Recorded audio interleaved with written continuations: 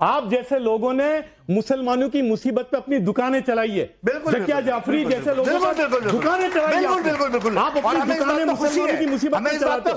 बिल्कुल, ये दुकान चलाते हो। तो यही बोलेंगे के लिए आए एक बार, जो कोई भी इंसाफ के बारे में आप यही बोलेंगे, और हमें इस बात में कोई आपने अपनी बात कही। जुबानी जमा खर्च आप एक दिन आए अहमदाबाद,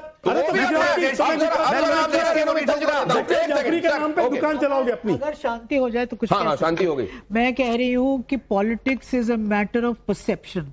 एक परसेप्शन बना हुआ है 2014 से कि नरेंद्र मोदी जी ने हिंदू मुस्लिम करके अपना राज बढ़ाया, उसके अलावा कोई फोकस नहीं, इकोनॉमी पे कोई डिस्कशन नहीं, अनएम्प्लॉयमेंट में नहीं, किसी इशू पे नहीं। हिंदू मुस्लिम करते रहो, वोट लेते रहो, और मुसलमानों के अंदर जो डर बैठाया, आपने क्या किया उस डर को निकालने के लिए? जितने भी मुसलमान बीजेपी में हैं वो आज शो बॉयज की तरह नजर आते हैं कि ये मोदी जी की चमचागिरी करते हैं। मोदी जी उनको कुछ थोड़ा बहुत दे देते हैं, कोई स्पोक्समैन बना दिया। अब एक अपने आरिफ भाई हैं उनको गवर्नर, एक मिनट मैं लेट मी, ये काफी देर से लोग बोल रहे हैं।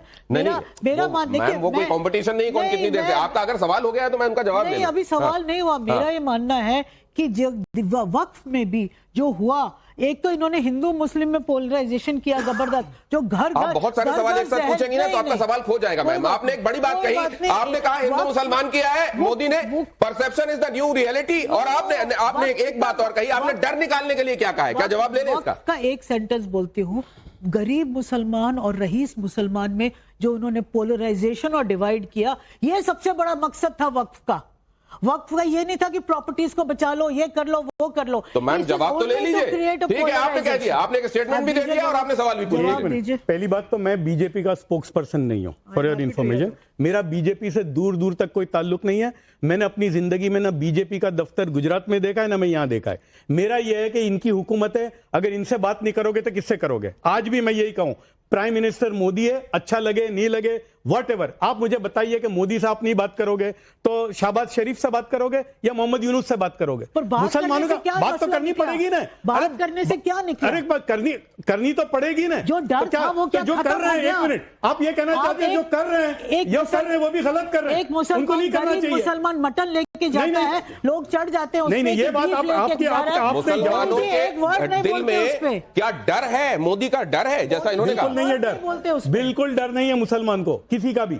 और एक मिनट, मैं ये सवाल पूछता हूं कि क्या जो लोग अगर उनके तक जाकर अपनी बात को पहुंचाते हैं कौम की, तो वो भी गुनाह करते हैं? वो भी बंद कर देना चाहिए? नहीं, मैं आपको ये पूछ रहा हूं, रिजल्ट क्या हमको वो भी बंद कर देना चाहिए? बिल्कुल नहीं बंद करना चाहिए। तो ठीक है, उन्होंने एक बात बहुत स्पष्ट कर दी कि मैं प्रवक्ता नहीं हूं भारतीय जनता पार्टी का, लेकिन आप उस समय के हुक्मरान से बात नहीं करेंगे तो क्या करेंगे? शुभ्रस्ता, अभी आपने तमाम तरह की चीजें सुन ली, और इसमें जिस पॉइंट को लेकर मैं आपके पास आ रहा हूं कि परसेप्शन से बड़ी रियलिटी कोई नहीं होता। हो सकता है मोदी के तौर पर मुसलमानों का सच्चा हितैषी ही बैठा हुआ है कुर्सी पर, लेकिन मुसलमानों में से ज्यादातर के अंदर यह धारणा नहीं है। उनके अंदर धारणा यह है कि यह आदमी तो हमारा भला नहीं करेगा। क्या यह कहना चाह रही है रेणु मित्तल?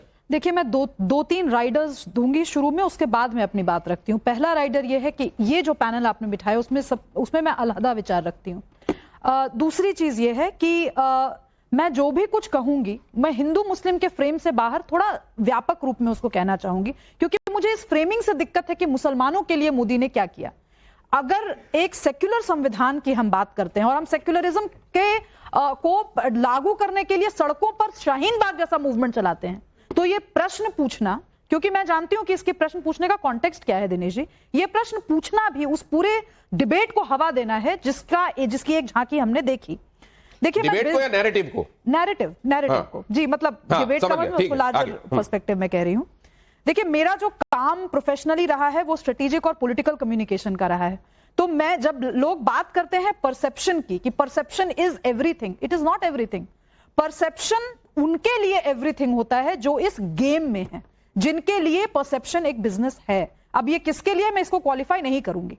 इसलिए नहीं करूंगी क्योंकि जब देश एक संवैधानिक तरीके से, लोकतांत्रिक तरीके से अपना एक नेता चुन लेता है, तो उस प्रक्रिया में बहुत सारी चीजें निहित होती हैं, जिसमें बहुत सारे सवाल उठे, जैसे मुसलमानों को रिप्रेजेंटेशन क्यों नहीं मिलना चाहिए, ये बात मसूद साहब ने उठाई। मेरा कहना है इसके लिए मुसलमान किससे पूछ रहे हैं? महिलाओं को रिप्रेजेंटेशन नहीं मिलना चाहिए, मैं क्यों पूछूंगी किसी से? मुझे अगर अपनी आवाज चाहिए तो मैं अपनी आवाज बुलंद करूंगी। शाहीन बाग के समय लोगों ने बुलंद की आवाज, कभी आप फार्मर्स प्रोटेस्ट में बुलंद की आवाज। कुछ अमेंडमेंट्स वापस होते हैं, कुछ अमेंडमेंट लिए जाते हैं। अगर एक अमेंडमेंट वापस लिया जाता है तो लोकतंत्र की जीत है, और अगर एक अमेंडमेंट पास हो जाता है तो लोकतंत्र कमजोर है।